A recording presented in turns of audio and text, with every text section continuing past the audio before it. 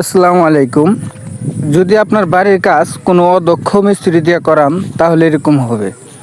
তো এই রডের কাজটা অন্য এক ভাইয়া করছে, আমি মূলত রাজের কাজ নিছি।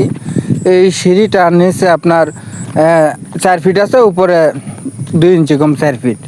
তো এরকম একটা সমস্যা হয়েছে যে 2 ইঞ্চি কম সিঁড়িটা। তো আমাকে মালিকে বলতেছে যে আপনি এটা ফাঁকা কেন রইলো। তো আমি বললাম যে আমার গাঁথনি তো 16 সুতা, আমি তো আর ব্যাকা করতে পারি না, আমারটা সঠিক করতে হবে।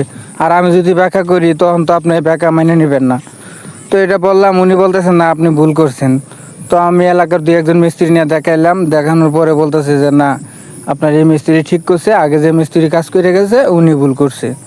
তো হ্যাঁ, এই কথাটা মানতেই ছিল না। তো যাক, অবশেষে মানছে। আজকে 2টা বাথরুমের ছাদ করলাম, যেটা হল ছাদ। আপনার হল ছাদ 3-3.5 ইঞ্চি ডালাই দিছি, 2টা ছাদ। আর এটা হলো আপনার সিঁড়িকোটা, আর এটা হলো একটা হল ছাদ।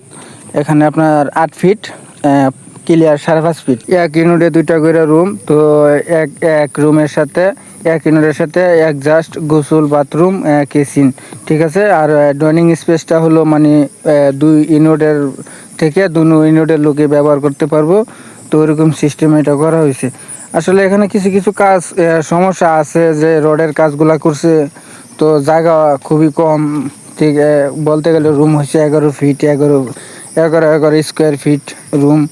তো এইগুলা রুম সবসময় 12 ফিটের উপরে রাখতে হয়, বা 13 ফিট, 12.5 ফিট এরকম রাখলে তো রুমে জায়গা অনেক সুন্দর হয়। এত ছোটো ছোটো রুম আমাদের গ্রামে চলে না।